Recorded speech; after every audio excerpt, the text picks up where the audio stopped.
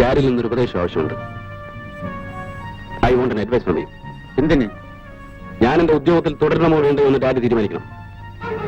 നീ പ്രായപൂർത്തിയായ ഒരു പുരുഷനാണ്.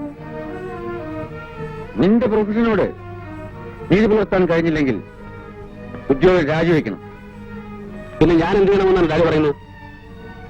ഉത്തരവാദിത്ത ബോധമുള്ള ഒരു ഓഫീസറാണ് നീ. നിന്റെ ഡ്യൂട്ടി നീ ചെയ്യണം. എങ്കിൽ ക്യാബറ ആർട്ടിസ്റ്റ് ഡോളിയെ കൊല ചെയ്ത കുറ്റത്തിന് എനിക്ക് ഡാഡി അറസ്റ്റ് ചെയ്യേണ്ടി വരും. ഡോളിയും ഡാഡിയും കൂടെയുള്ള ഫോട്ടോകളാണിവ. ഈ ഫോട്ടോ വെച്ചുകൊണ്ട് ആരെയും അറസ്റ്റ് ചെയ്യുവാനുള്ള ന്യായം നീ പഠിച്ച നിയമപുസ്തകത്തിൽ ഉണ്ടാവില്ല. ഞാനത്ര മഠേനാണെന്ന് വിചാരിച്ചു ഡാഡി. ഡാഡിയും വിനോദും കൂടെ ഫോണിൽ സംസാരിച്ചതിന്റെ ടേപ്പാണ്.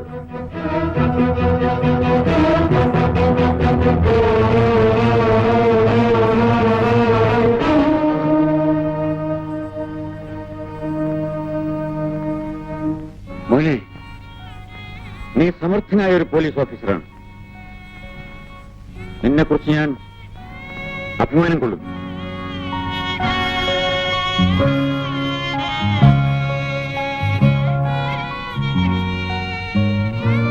ക്യാബറേ ആർട്ടിസ്റ്റ് ഡോളി മരിക്കാൻ കാരണം ഞാനും കൂടിയാണ്. മനഃപൂർവ്വം ചെയ്തതല്ല. ഒരു സ്ട്രഗിളിനിടയിൽ അങ്ങനെ സംഭവിച്ചു. നിയമത്തിന് മുമ്പിൽ ഞാൻ കുറ്റവാളിയാണ്. നിനക്കെന്നെ അറസ്റ്റ് ചെയ്യാം.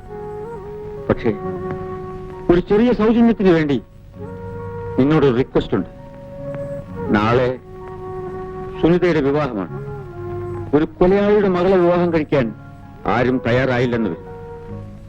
ഞാനൊരു കൊലയാളിയാണെന്നറിഞ്ഞാൽ ഒരുപക്ഷെ ആ വിവാഹം നടന്നില്ല എന്ന് വരും. അങ്ങനെ സംഭവിച്ചാൽ അവളുടെ ജീവിതം തകർന്നു പോകും. അതിനുത്തരവാദികൾ ഞാൻ മാത്രമല്ല, നീ കൂടിയായിരിക്കും. അതുകൊണ്ട് സോറി ഡാഡി. ഡാഡി പഠിപ്പിച്ചു തന്നിട്ടുള്ള പാതയിലൂടെ മാത്രമേ ഞാൻ സഞ്ചരിച്ചിട്ടുള്ളൂ. സഞ്ചരിക്കാൻ പാടുള്ളൂ. കടപ്പാടുകളുടെയും ബന്ധങ്ങളുടെയും മുമ്പിൽ ഒരിക്കലും തലകുനിക്കരുതെന്ന് പറഞ്ഞ എന്റെ ഡാഡിയാണോ ഈ പറയുന്നത്? ഡാഡിയുടെ കയ്യിൽ വിലങ്ങ് വെക്കാൻ നിനക്ക് ധൈര്യമുണ്ടോടാ? നീ അത്രയ്ക്ക് വലിയ നീതിപാളികളൊന്നും ആവണ്ട. മമ്മി, ഡാഡി ഒരു കൊല ചെയ്യുമെന്ന് നിനക്ക് വിശ്വാസമുണ്ടോ? തെളിവുകളെല്ലാം ഡാഡിക്കെതിരാണ്. ഡാഡി കുറ്റം സമ്മതിക്കുകയും ചെയ്തു. നിന്റെ ഡാഡിയെ നിനക്കറിയില്ല, എനിക്കറിയാം. എല്ലാം അദ്ദേഹം എന്നോട് തുറന്നു പറഞ്ഞതാണ്. അദ്ദേഹം അറിഞ്ഞുകൊണ്ട് ഒരു ഉറുമ്പിനെ പോലും ദ്രോഹിക്കില്ലടാ. ലക്ഷ്മി, എന്നെ തനിച്ചാക്കിട്ട് ജയിലിലേക്ക് പോകാനാണ് തീരുമാനിച്ചിരിക്കുന്നത്. കുറ്റം ചെയ്തത് ശിക്ഷിക്കപ്പെടും. ഇല്ല, നിങ്ങൾ ഒരു കുറ്റവും ചെയ്തിട്ടില്ല.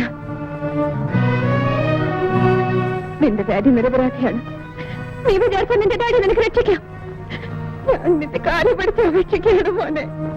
നീ നിന്റെ ഡാഡി ലക്ഷ്മി,